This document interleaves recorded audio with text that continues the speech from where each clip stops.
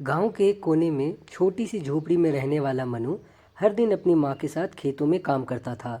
उसकी माँ अकेली थी और खेतों में मेहनत करके 2 वक्त की रोटी जुटाती थी। मनु का सपना था कि वह विद्यालय जाए और पढ़ाई करे। हर सुबह जब वह विद्यालय के पास से गुजरता तो बच्चों को यूनिफॉर्म में देखता और उनकी किताबों को निहारता रहता। एक दिन मनु स्कूल के गेट के बाहर खड़ा था। अंदर से बच्चे शोर मचाते हुए खेल रहे थे। उसी समय स्कूल के एक शिक्षक अविनाश सर बाहर आए और उसे देख लिया। क्या देख रहे हो बेटा? अविनाश सर ने प्यार से पूछा। मैं बस स्कूल देख रहा था सर। मैं भी पढ़ाई करना चाहता हूँ, लेकिन मेरी माँ के पास इतने पैसे नहीं हैं, मनु ने सिर झुकाकर जवाब दिया। अविनाश सर के दिल को यह बात छू गई। उन्होंने पूछा, क्या तुम पढ़ाई में रुचि रखते हो?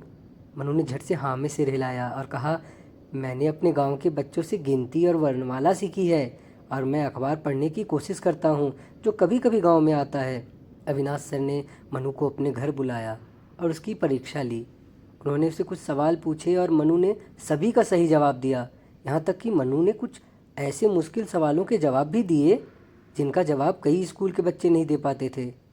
तुम तो बहुत होशियार हो बेटा, अविनाश सर ने गर्व से कहा। मनु की आंखों में चमक आ गई।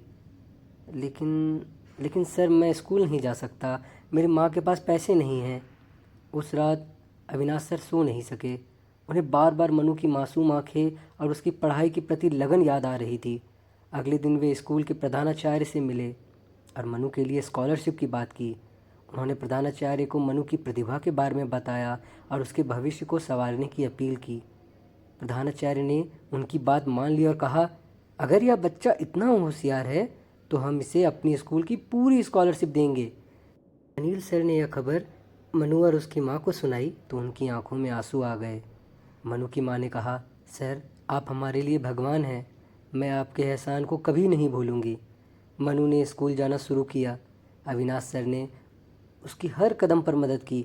उन्होंने उसे किताबें दी, यूनिफॉर्म का इंतज़ाम किया और पढ़ाई में उसे मार्गदर्शन दिया। मनु की मेहनत और अविनाश सर के मार्गदर्शन ने चमत्कार किया। कुछ ही समय में वह कक्षा के सबसे होशियार छात्र बन गया। गांव में हर कोई उसकी तारीफ़ करने लगा। एक दिन मनु ने अविनाश सर से कहा, सर, एक दिन मैं आपकी तरह शिक्षक बनकर उन बच्चों की मदद करूंगा जिनके पास पढ़ाई का मौका नहीं है। अविनाश सर की आंखें भर आई और उन्होंने मनु को गले से लगा लिया। मनु की कहानी ने यह साबित कर दिया कि अगर किसी को सही दिशा और प्रोत्साहन मिले तो कोई भी गरीबी और कठिनाइयों को हराकर अपने सपने पूरे कर सकता है। और अविनाश सर जैसे शिक्षक समाज के असली हीरो होते हैं जो किसी के जीवन में रोशनी बनकर आते हैं।